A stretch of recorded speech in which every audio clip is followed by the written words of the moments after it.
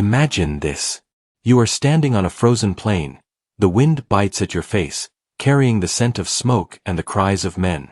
Before you stretch tens of thousands of soldiers, rows upon rows, muskets gleaming, cannons booming, drums echoing through the snow. This is Napoleon's Grand Army, one of the most feared forces the world had ever seen. Now, close your eyes. The thunder of horse hooves fades. Instead, you hear the roar of engines. Steel monsters, panzer divisions, roll across the battlefield of World War II. Their treads crush the ground where once men had marched. Their cannons spit fire with a fury no musket could withstand. 2 centuries apart, yet strangely connected. Both armies believed they were invincible. Both shattered empires and rewrote history. But here's the question that will drive us tonight. If Napoleon's Grand Army met the panzer divisions of Hitler's Wehrmacht on the same battlefield, who would break first? Would the disciplined musketeers and cavalry hold their line against armored steel? Or would the mechanized war machine crumble under the sheer weight of human endurance? History never allows such battles to happen. But tonight, we will imagine it. And it begins now. Can strategy outlive its own time? What happens when 2 of history's most brilliant approaches to war collide, separated not by distance but by centuries? Could the strategies of an emperor who bent Europe to his will outthink the lightning war of steel and smoke? Or would modern tactics crush the maneuvers of an earlier age, rendering genius obsolete the moment engines roared to life? Napoleon's strategy was not merely about moving armies, it was about moving pieces on a living chessboard. His core system allowed him to split his vast forces into independent units, each capable of fighting on its own, yet able to converge like clenched fists upon the enemy when the decisive moment came. He believed in rapid marches, deception, and the art of striking where the enemy least expected. His enemies often found themselves encircled before they even realized the trap had been sprung. To face Napoleon was to face inevitability. His soldiers called him the man of destiny, the one whose mind moved faster than any army could march. Now contrast that with the modern storm, the doctrine of Blitzkrieg. Where Napoleon maneuvered men, the Panzer generals maneuvered machines. Their philosophy was simple: break through fast, plunge deep, disorient the enemy until command collapses. Tanks sliced open the line, motorized infantry poured through, and aircraft above rained chaos on retreating columns. It was speed magnified, a storm that gave no time for recovery. If Napoleon was a master of forcing an opponent into traps, Blitzkrieg was the art of never giving the enemy a chance to form a defense in the first place. Imagine the 2 systems colliding. Napoleon's corps spread across the countryside, moving swiftly, finding ground, deploying with precision. He scouts the enemy, seeking weakness. Yet the Panzers answer not with cautious advance but with sudden fury, smashing through the center before the flanks even realize the line is broken. Would Napoleon's famed flexibility allow him to adapt quickly enough, or would the shock of armored warfare unravel the very order he relied upon? The French emperor thrived on information, spies, reports, couriers galloping to deliver news. His decisions depended on hours, sometimes days, of dispatches arriving at his tent.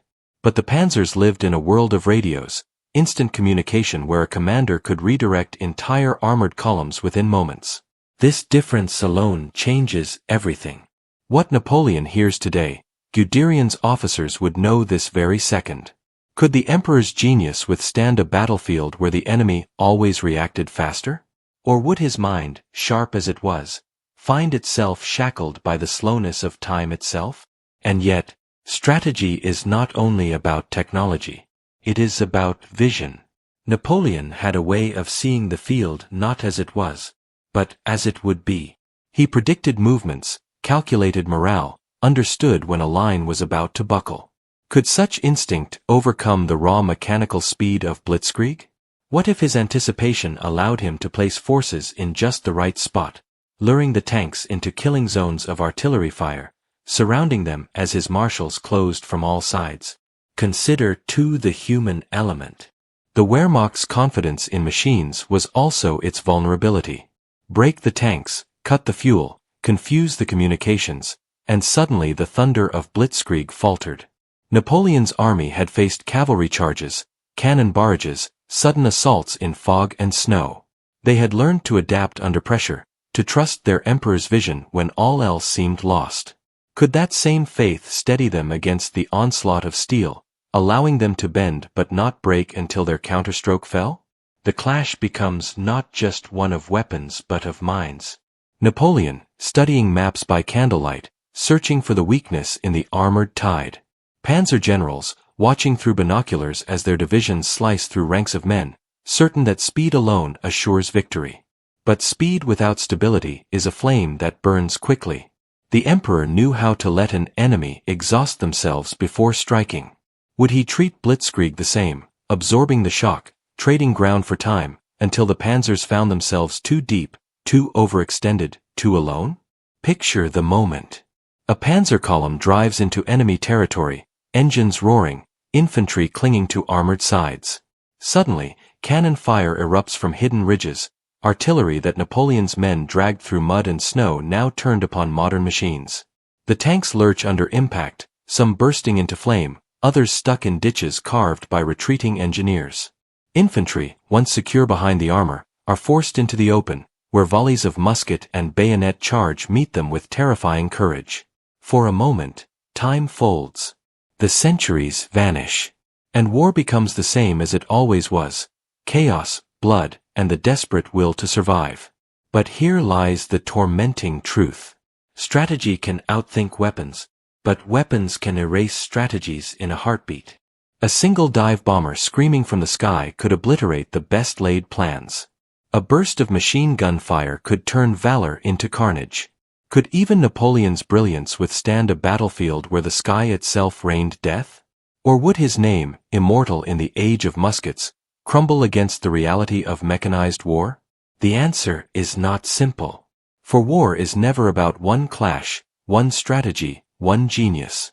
It is about endurance, about who adapts faster, who bends without breaking, who finds strength in despair.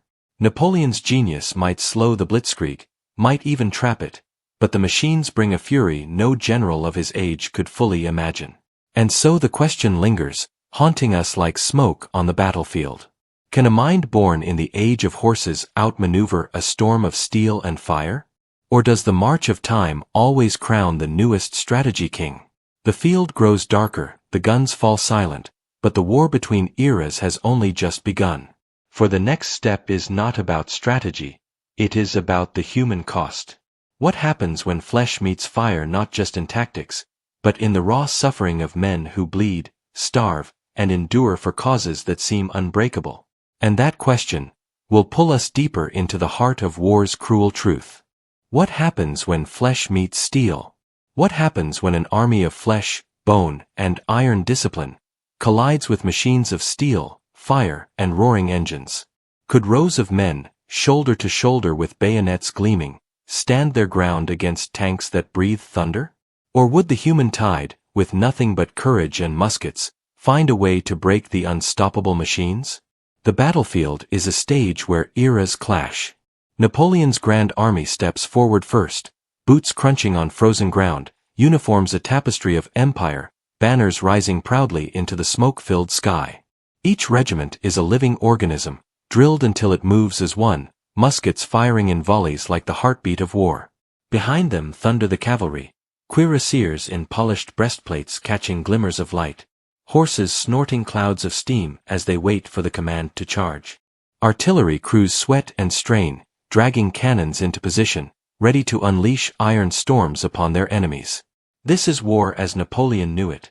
Order, discipline, and the raw courage of men who believed destiny itself marched at their side. But across the same field, the sound is different. It is not the steady drumbeat of marching boots, but the mechanical growl of engines. Panzer divisions roll forward, armored beasts bristling with firepower. Where the Grand Army has horse-drawn cannon, the Panzers bring armored columns, their turrets swiveling with deadly precision. Infantry march in trucks, not on weary feet, their rifles complemented by machine guns capable of spitting a storm of bullets in seconds. Above, the air vibrates with menace, planes circling like vultures, ready to dive and tear the earth apart. And so the question lingers, Who holds the advantage? The Grand Army, with its sheer numbers, discipline, and unbreakable human spirit? Or the Panzer divisions, with machines that seem built to erase the very concept of human resistance? The Grand Army had one strength above all: endurance. These were men who marched for weeks, carrying everything on their backs, living off sparse rations, sleeping in snow and mud, yet still rising to fight again. Napoleon understood that battles were won not just with bullets, but with stamina and willpower. His soldiers could endure what others could not, pushing further, holding longer, refusing to break even as the cold and hunger gnawed at them. But would that same endurance matter when a tank shell could annihilate 100 men in an instant? On the other side, the Panzers thrived on speed, shock, and technological dominance. Blitzkrieg was more than a tactic. It was a storm of steel and fire that overwhelmed before the enemy could even understand what was happening. Entire nations fell in weeks before this relentless tide. Yet even the Panzers had weaknesses. Engines broke down. Fuel ran dry. Tracks snapped in the mud. When machines stopped, it was men who had to carry the fight, and men, no matter how modern their weapons, still bled, still feared, still broke when the tide turned against them. Imagine the clash. The Grand Army sees the tanks first, hulking shapes moving across the plain, belching smoke, their armor glistening like iron fortresses. For a moment, fear freezes them. No musket ball can pierce that steel. No bayonet can reach the men inside. Yet history shows us that soldiers often find courage when cornered. Would they turn their artillery, those great bronze cannons, upon the approaching beasts? Perhaps the first shot lands true, an explosion tearing against tank armor, denting it, slowing it. The men cheer. The belief grows: these machines are not gods, they can bleed. The Panzers respond. Their cannons unleash fire that shreds entire ranks in an instant. The neat formations of Napoleon's infantry buckle under the storm. Where once 100 muskets fired in unison, now silence reigns as whole companies vanish in smoke and blood. Cavalry charge forward, lances ready, but the tanks do not flinch. Horses scream as machine guns cut them down, the proud cuirassiers thrown from their saddles into the mud. The glory of the charge meets the cold efficiency of modern firepower, and shatters. But here lies the twist of war: numbers, courage, and terrain could still shift the tide. Napoleon's genius was not just in discipline, but in adapting, in finding the weakness of his enemy. The Grand Army might swarm the Panzers, overwhelming them with sheer human waves, men crawling under treads with powder charges, artillery zeroing in on stalled vehicles, cavalry circling to attack supply lines.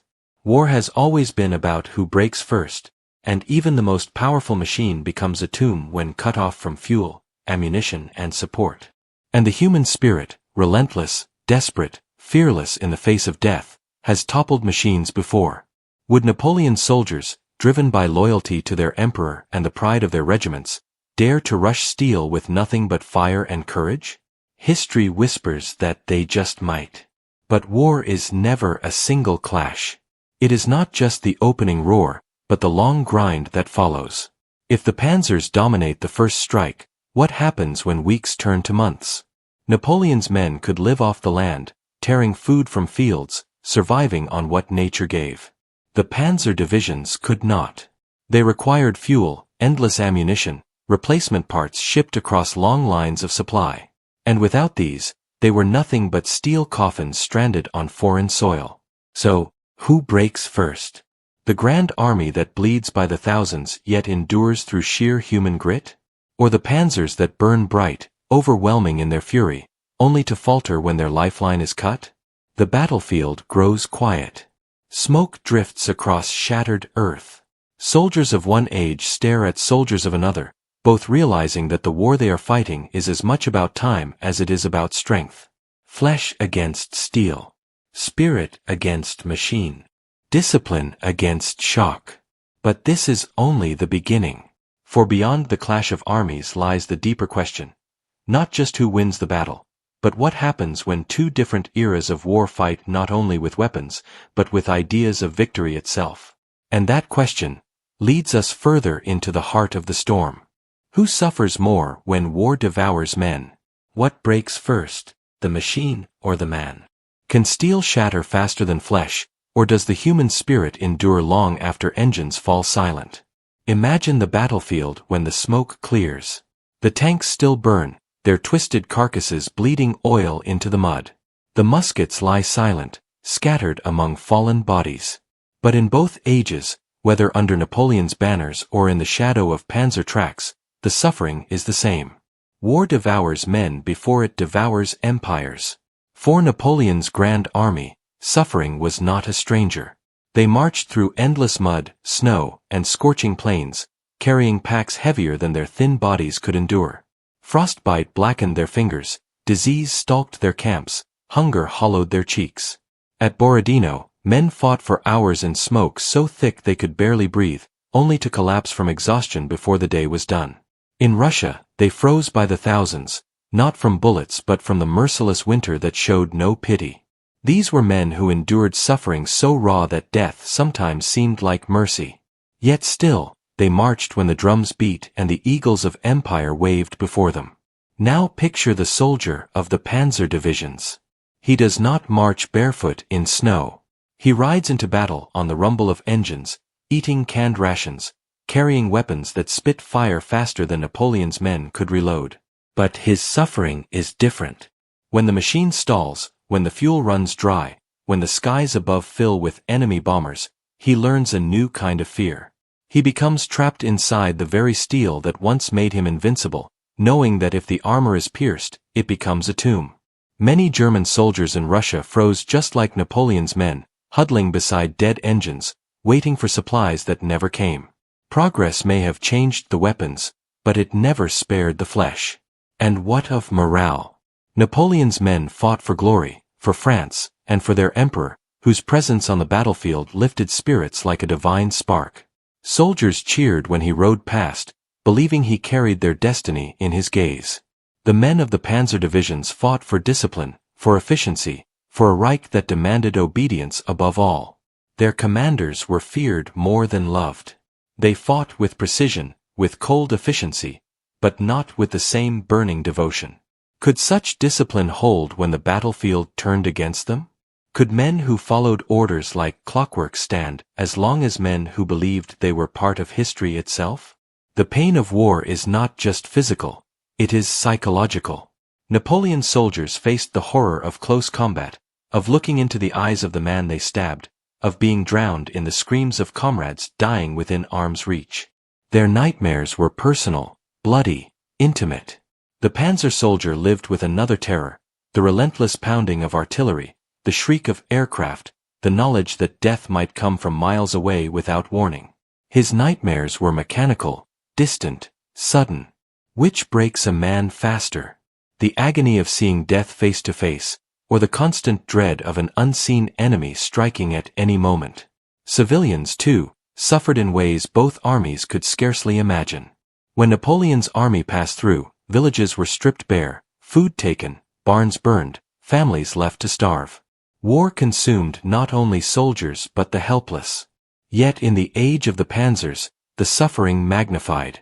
Cities burned from the sky, entire populations deported, extermination woven into strategy itself. The line between soldier and civilian blurred until war became a storm consuming all in its path. Now imagine the two armies facing each other not in history, but in this impossible clash of eras. The Grand Army, thousands of gaunt faces marching with hollow eyes, hungry but unbroken. The Panzer divisions, clean uniforms at the start, engines roaring, morale high, until supply lines stretch thin, until mud bogs the tracks, until the skies close in and the machines fail. Then, both armies discover the truth. War is not won only by weapons or tactics. It is endured by those who suffer longer, by those who can absorb agony without breaking. Napoleon's soldiers were accustomed to starvation. They dug roots from the ground and ate horseflesh to survive. They lived on almost nothing, yet they kept marching. Panzer soldiers could not fight without fuel, without shells, without supplies trucked across miles of hostile land. Their machines required constant feeding, and when the flow stopped, their power drained away. Could Napoleon's hardened men, used to living on desperation, outlast the armored might that collapsed when its supply chains snapped? Picture the moment when a Panzer crew, trapped in snow with no fuel, huddles inside their tank for warmth, praying for rescue. Across the field, Napoleon's grenadiers march past, thin and frostbitten, but still alive, still moving, still ready to fight. Both suffer, both bleed, but which breaks first? The answer may not lie in the battlefield at all, but in the resilience of the human spirit. Machines rust, freeze, and burn. Men die, yes, but they also endure. The Grand Army proved this on its endless marches, surviving conditions that no machine could tolerate. The Panzer divisions proved it too, fighting to the bitter end even when their empire crumbled. Yet, in a contest of suffering, perhaps the edge belongs to the soldier who has already known hunger, cold, and endless marching, and still found the will to lift his musket one more time. But war is not only about suffering, it is about the scale of destruction. And in the next clash between these two titans of history, we must ask, when armies fight not just with courage but with the power to annihilate on an industrial scale, does endurance alone matter anymore? That question pulls us deeper still, into the shadow where numbers become staggering, and where the human cost of war rises beyond imagination. How much destruction can one age contain? What happens when war no longer kills by the hundreds, but by the tens of thousands in a single stroke? Can the discipline of an earlier age comprehend the scale of destruction unleashed by a modern battlefield? Or would the thunder of mechanized war simply erase the courage of men who had once believed that numbers alone decided the fate of nations? Napoleon's Grand Army was vast beyond imagination in its time. When it marched into Russia, villages shook with the sound of boots, drums, and the rolling thunder of cannon wheels. To his enemies, it seemed like the earth itself had risen in revolt. Battles of that era were colossal by the standards of the day, columns of infantry clashing in lines, artillery roaring across fields, cavalry sweeping in arcs that glittered under the sun. Yet for all its scale, the destruction remained human. Muskets felled men one by one. Cannonballs tore through ranks but still left space for survivors to stand and fight. It was bloody, yes, but personal. Death was seen, heard, and felt face to face. Now imagine the scale of World War's industrial fury. Where Napoleon's guns fired once every minute, modern artillery rained shells in thousands. Where cavalry once thundered with lances, aircraft descended with bombs that obliterated entire companies in an instant. A battlefield that once stretched for miles now became a theater of annihilation, with cities crumbling, bridges falling, and forests shredded to splinters by explosives. What Napoleon's men accomplished with months of campaigning, Panzer divisions could achieve in hours. The tempo of war itself had changed, the battlefield transformed from a contest of endurance into a whirlwind of instant destruction. But does greater destruction always mean faster victory? History tells us otherwise. Napoleon's enemies often assumed that sheer numbers would crush him, yet he carved them apart with maneuver and precision. The Wehrmacht's enemies assumed that industrial power would keep them unstoppable, yet as the war dragged on, those very engines of destruction became heavy chains, demanding endless fuel, endless replacements, endless sacrifices that no nation could sustain forever.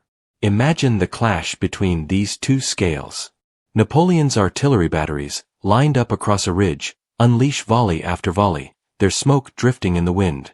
The Panzer divisions respond with mobile howitzers, their shells exploding with a force that makes the earth tremble. The Grand Army suffers massive losses in minutes, entire brigades erased before they can even load their muskets.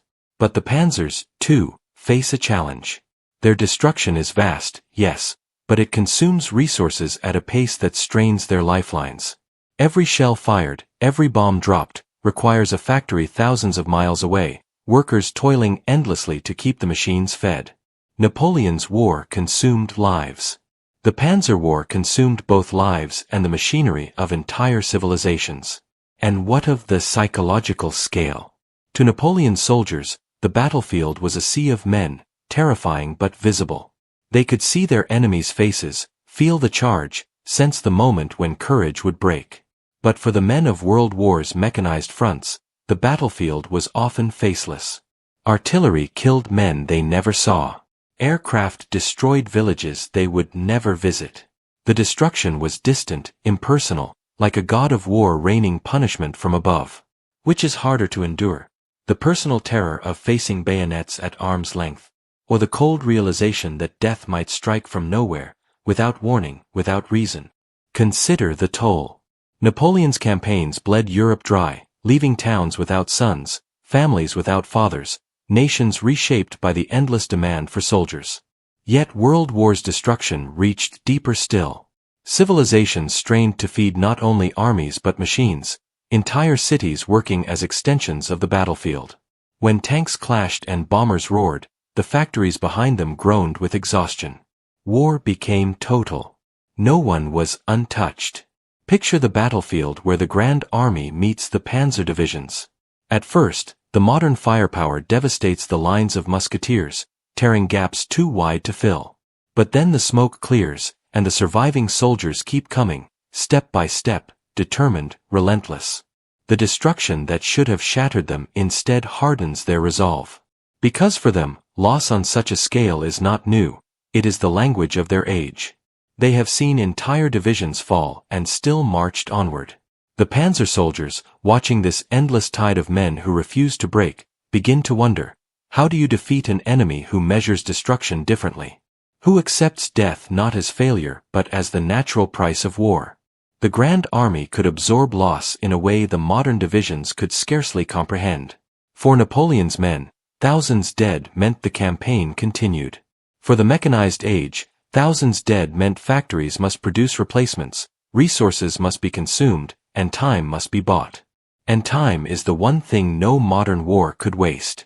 So which age suffers more from destruction? The Grand Army lost countless men, yet its structure endured because men could always be recruited, trained, marched into line. The Panzer divisions lost machines that could not be replaced as quickly, resources that bled their empire dry.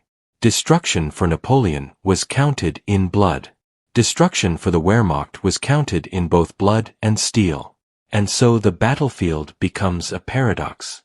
The more advanced the weapons, the greater the destruction, but also the greater the vulnerability. The more modern the army, the less it can afford to bleed without collapsing.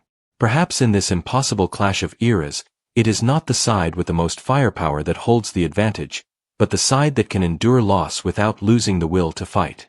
But destruction is not the end of the story. Behind every shattered line, every burning tank, every fallen soldier, there is another truth of war, how leaders carry the burden, how their decisions weigh upon millions, how the vision of one man can mean survival or annihilation for entire nations. And that leads us to the next haunting question. When destiny itself rides on leadership, whose hand would guide their army to endure the storm? Napoleon's genius or the cold, calculated command of panzer generals? Who leads when the world is on fire? What matters more when the battlefield is drowning in smoke and blood, the genius of one man or the obedience of many? Does victory belong to the commander who can inspire armies with a single glance, or to the machine-like precision of officers who follow doctrine without hesitation? When war becomes chaos, who leads when the world is on fire? Napoleon was more than a general. He was a force of nature. His soldiers called him the Little Corporal, not with mockery, but with love, for he seemed one of them even as he towered above them in destiny. He rode among the ranks, cloak whipping in the wind, speaking words that ignited the hearts of men. To fight for Napoleon was to fight for history itself, for an emperor who convinced his soldiers they were immortals walking the stage of time. He believed in presence, in charisma, in the power of his very being to hold armies together even when the world crumbled around them. When men froze in the snows of Russia, they still whispered his name as if it would bring warmth. The Panzer generals, by contrast, embodied precision and order. They were products of a system, trained to perfection, bound by doctrine but allowed flashes of creativity when the moment demanded. Guderian, Manstein, Rommel, each a master of movement, of coordination, of making steel dance across a battlefield. Their genius lay not in charisma, but in efficiency. They did not need to ride among their men to inspire belief. The tanks themselves, the thunder of Blitzkrieg, were inspiration enough. To fight in their divisions was to trust that the system itself would carry you forward, that the machine of war was unstoppable if every man did his part. And here lies the clash of leadership. Napoleon's command flowed from his soul, instinct, vision, the ability to see what no one else could. His genius was alive, unpredictable, capable of brilliance that no manual could teach. The Panzer command flowed from doctrine, radio, and coordination, a system designed to reduce chaos into manageable lines of power. But which leads more effectively when eras collide? The burning will of one man, or the calculated precision of many? Imagine Napoleon on the field against a panzer thrust. He reads the terrain, sees the tanks driving too deep, senses the weakness before anyone else. He orders his corps to swing wide, to cut off the supply lines, to choke the armored spearhead. His men, trusting him as if he were destiny incarnate, march through exhaustion to obey. Against all odds, the machines find themselves trapped, not by technology, but by foresight. Now imagine a panzer general watching Napoleon's maneuvers. With radios crackling, orders shift instantly. Tanks pivot, infantry redeploy, artillery adjusts with speed no horse courier could match. Where Napoleon's brilliance relies on instinct and men racing across muddy roads to deliver orders, the panzers rely on machines transmitting commands at the speed of voice. Would even the greatest of emperors find himself outpaced, his genius nullified by the speed of modern communication? Yet leadership is not only about speed, it is about belief. Napoleon's men would follow him into hell, and often did. They endured starvation, wounds, and endless marches because they trusted the man at their head. When he raised his hand, they believed it meant victory, even against impossible odds. Could the cold efficiency of Panzer command inspire such devotion? Could men who fought for fear of disobedience and for pride in machinery match the zeal of men who felt they carried the fate of Europe on their shoulders? The fire of leadership burns brightest when defeat threatens. Napoleon could turn disaster into legend, retreat into myth, loss into loyalty that endured even after his empire fell. The Panzer generals, brilliant as they were, served under a shadow, a regime that demanded obedience but inspired little love. Their victories were swift, but their defeats were devastating, breaking not only armies but the very faith of the men who fought. Now picture the endgame of this impossible clash. Napoleon stands at a ridge, watching the armored tide approach. His army is battered, bleeding, yet still in formation. He knows the next decision will decide everything. With a gesture, he unleashes his corps in a maneuver that seems impossible. Yet his men move as if guided by fate itself. The panzers grind forward, but their momentum slows, their supplies run thin, their lines stretch too far. The emperor senses the moment and strikes, a flash of genius that could change history. At the same time, a panzer general stands inside his command vehicle, maps spread, radio operators at the ready. He knows the emperor's move before it completes, thanks to scouts, thanks to technology, thanks to a system designed to adapt at lightning speed. He counters with precision, shifting divisions in ways Napoleon could never match through couriers alone. What happens when genius meets a machine that reacts instantly to its brilliance? Can inspiration overcome calculation? Or does efficiency crush vision?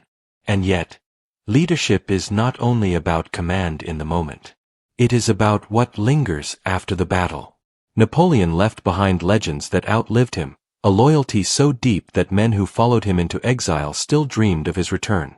The panzer generals left behind manuals, doctrines, and tactics that armies still study, but no legend, no fire that burns in the hearts of common men. So the question remains, when the battlefield burns, when both flesh and steel break, when destruction reaches beyond measure, who breaks first? Does the Grand Armée collapse beneath the firepower of a modern age? Or do the panzers falter against the sheer will of men who would not stop marching, no matter the cost? Perhaps the answer lies not in the armies, not in the weapons, not even in the generals, but in the eternal truth of war itself. Victory belongs to those who endure longest, who suffer deepest, who refuse to surrender even when hope seems gone.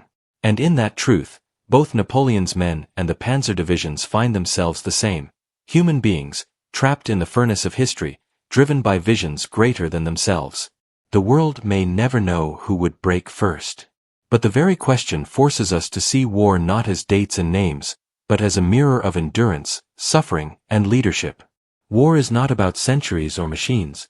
It is about the fragile strength of the human spirit, tested again and again, across ages, across empires, across time itself. And so the battlefield fades, the smoke drifts away, and we are left with one final thought. History is not only about who wins, but about who endures, and whose story still burns long after the guns fall silent.